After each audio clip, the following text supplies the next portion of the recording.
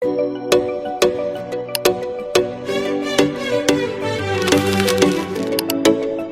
beats on the track.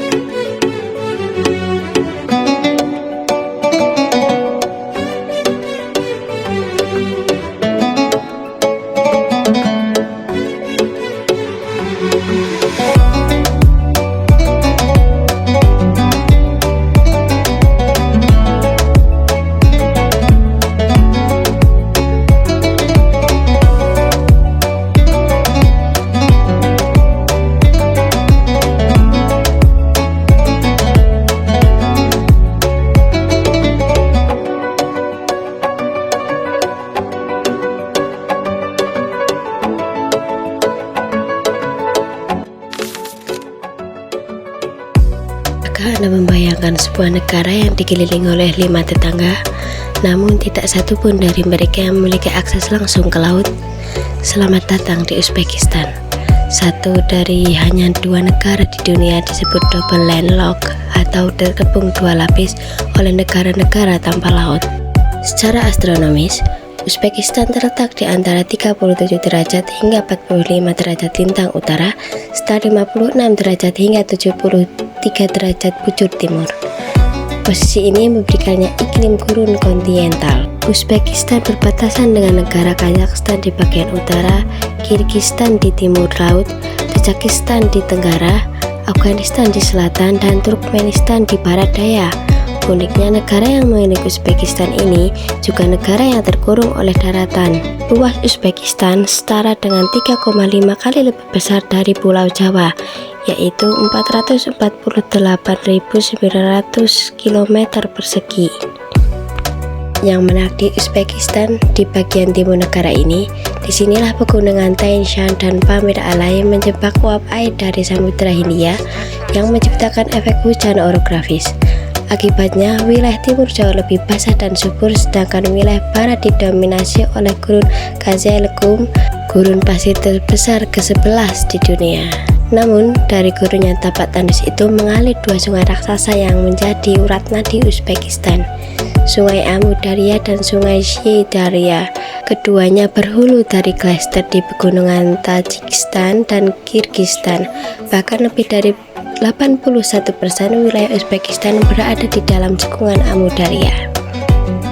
Keberadaan air di tengah gurun inilah yang melahirkan oase-oase besar.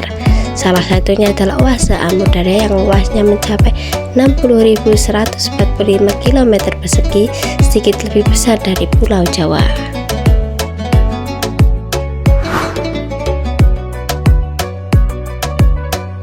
Dengan populasi diperkirakan mencapai 38 juta jiwa pada tahun 2025, Uzbekistan adalah negara terpadat di Asia Tengah.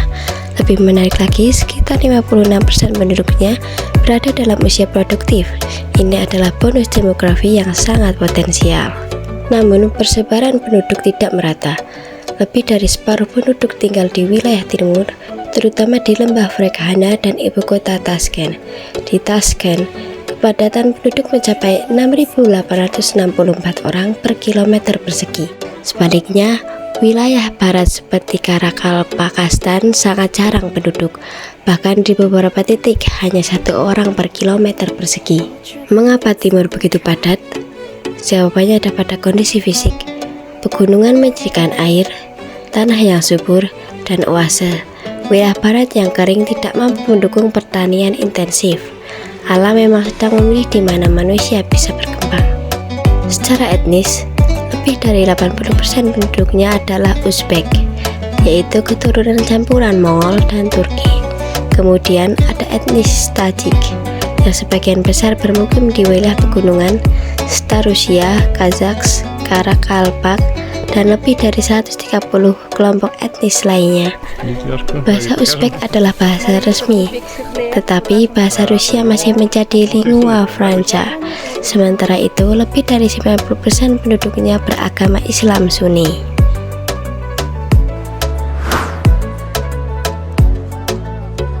Di tahun 2025, produk domestik bruto Uzbekistan mencapai sekitar 152,5 miliar dolar Amerika Serikat dengan pertumbuhan 7,7%. Sektor jasa menjadi mesin utama, diikuti oleh industri yang tumbuh 6,8%.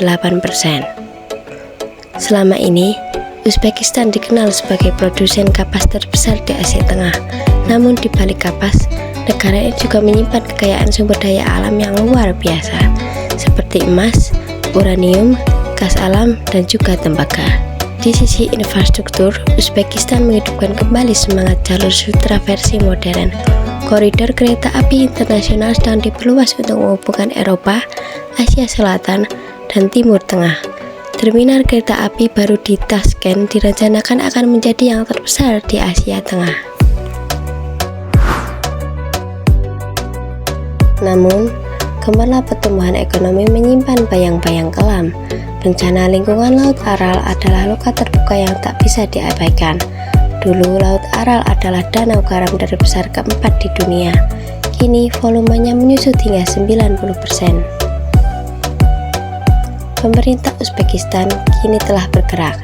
Mereka menanam sabuk hijau di dasar laut yang mengering, melaksanakan proyek resortasi tanah dengan dukungan PBB, dan mengalokasikan 32 juta dolar Amerika Serikat pada 2025 untuk stabilitas lingkungan.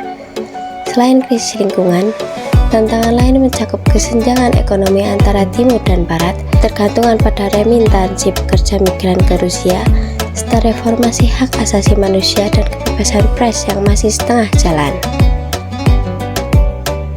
Dari analisis yang diperoleh, ada 3 kesimpulan utama. Pertama, kondisi fisik, terutama pegunungan dan sungai, secara fundamental membentuk persebaran penduduk dan kegiatan ekonomi di Uzbekistan. Yang kedua, Uzbekistan dari negara yang tertutup menjadi salah satu negara dengan ekonomi paling dinamis di Asia Tengah. Yang ketiga, kemampuan Uzbekistan mengatasi krisis Laut Aral akan menentukan kualitas hidup jutaan penduduknya di masa depan. Menurut Anda, Uzbekistan masih bisa memulihkan ekosistem Laut Aral atau pertumbuhan ekonomi justru akan memperparah tekanan lingkungan di tempat lain? Terima kasih telah menyimak. Jangan lupa untuk terus mengeksplorasi keajaiban geografi di dunia. Sampai jumpa di kesempatan berikutnya.